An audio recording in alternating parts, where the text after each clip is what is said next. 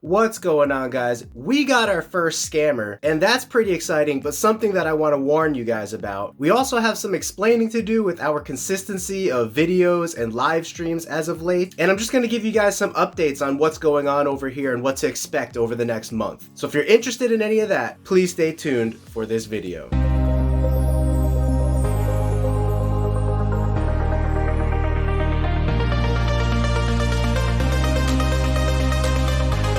Selling in the billions each year, Rainbow Mealworms is your one-stop shop for all your insect needs. Their quality feeders and A+ customer service keep me coming back to support the health and growth of all of our animals. Visit them today at rainbowmealworms.net to place your order. Alright guys, so I was scrolling on Facebook the other day and I saw a picture that looked very similar. I'll put up on screen right here. I don't remember the name of the group, but I did take a snapshot of the picture and I was like, hey, those are my geckos. Let me see who's posting a picture of my geckos. Well, turns out the person that was posting a picture of my geckos, their name listed right here in the top corner, was listing them for sale. And as you guys know, we have nobody else selling our geckos directly. If you want a gecko, you come to us and then we'll ship and sell you the gecko. So I quickly just threw up a little comment in the description saying that this is not this person's gecko, it is our geckos, and to check out our page to confirm that. It's really interesting that this person left the comments on,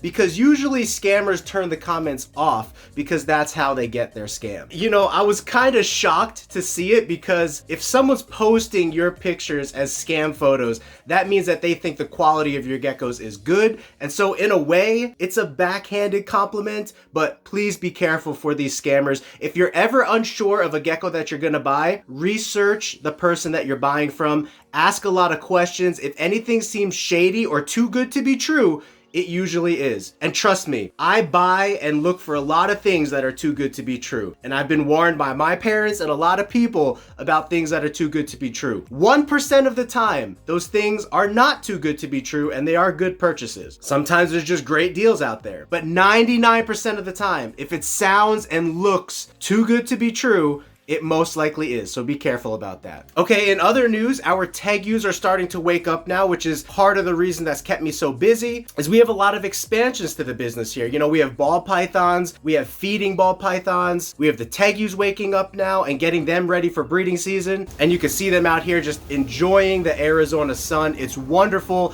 to keep this species outside. If you are in Arizona keeping this species, I would recommend building fortified huts like we have here in these cages. I'll do a more detailed video of this in the future, but that will allow for humidity to stay within those huts. These are 8-inch thick walls, and I wet it down really good in there so that all that moisture just stays in there. And Arizona being very dry, these habitats can create a humid habitat for them to shed well, because Tegus in Arizona can have some shedding issues from time to time because of how dry it is if you don't make sure that they have a wet area or spray down their cages regularly. Now, last year I sprayed down their cages regularly and that still didn't work. That's why this year I built these fortified hides of 8-inch thick concrete walls so that in the winter it can keep them warmer longer, and in the summer it can keep them humid longer. So another thing that's kept us pretty busy is babies. We started experimenting with these little plastic hides for babies. So there's 2 babies per hide in here, and I'll do another video on how we have these hides set up. But we are hatching a lot of babies right now, so if you do have interest in any babies, let me know. It's probably going to be at least 3 to 4 weeks before we have any that are big enough to ship or sell, and we do have a show coming up at the end of the month that we want to bring some babies to for sale. But if you just can't wait, hit me up at 480-299-7657. That is my cell phone.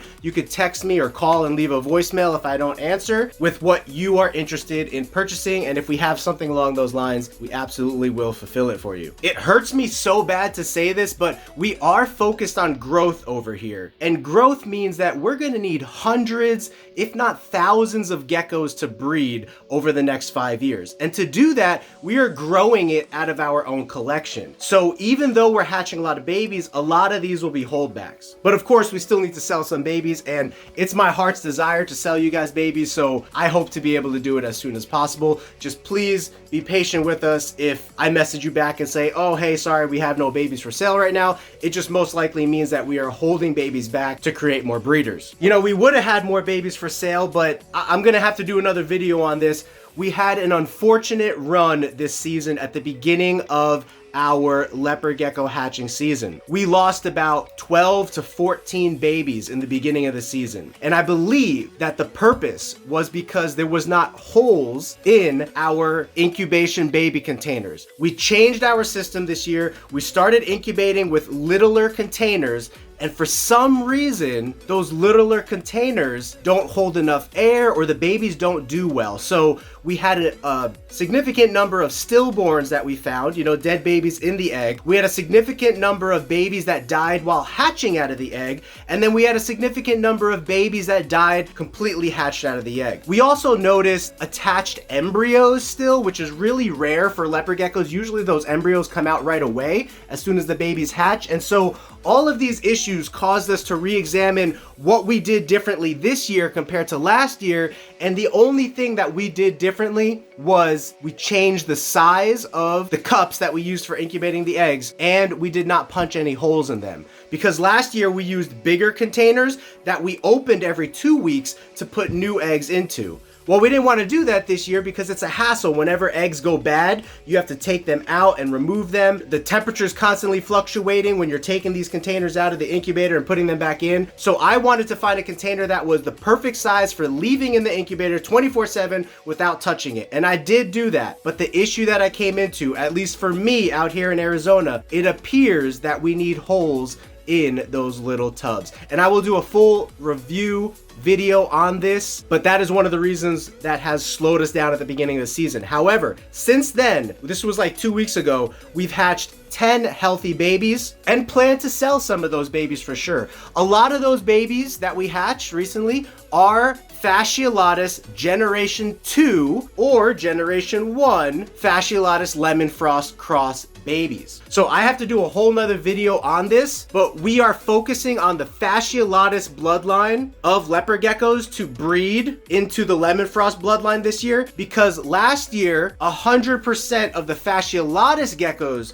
that we hatched never developed any bright spots. Now that was only somewhere between maybe 6 to 8 Fasciolatus lemon frost geckos, which is a very small number. That's why this year we want to test it more. If 100% of the babies this year don't develop any white spotting, then we'll continue to sell those babies and they'll be sold at high dollar because it'll be a high dollar project. If some of the babies wind up developing bright spots or any tumor issues, but it's not severe enough to where we can sell the geckos, then we will just pet out those geckos for a more reasonable cost, and somebody can have a little piece of history of what we've been trying to do over here as far as outcrossing to wild types. We would also love to study this along with you, and so let me know what you guys think, but we are thinking about starting a lemon frost partner program. So some of the babies that we hatched this year, we will release for maybe $200. And these are like first in the world type stuff. Like nobody else has this stuff that I've seen at least. And so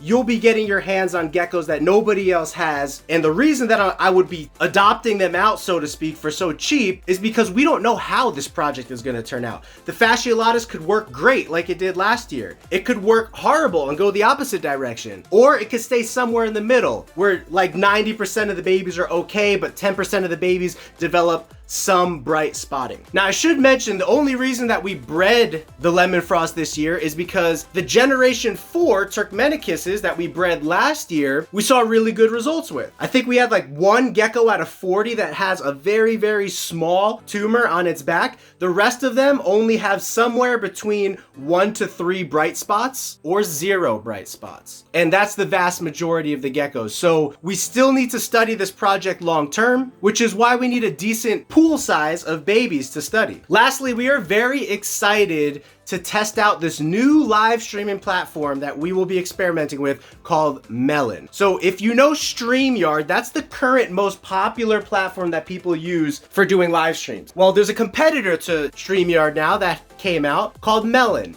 And we were doing a little bit of research and we decided to practice with Melon first. So if you see some practice live streams coming up over the next couple of weeks, or actually planned live streams, we're gonna be practicing with the Melon platform because we have a really exciting live stream coming next month. Yes, this is April.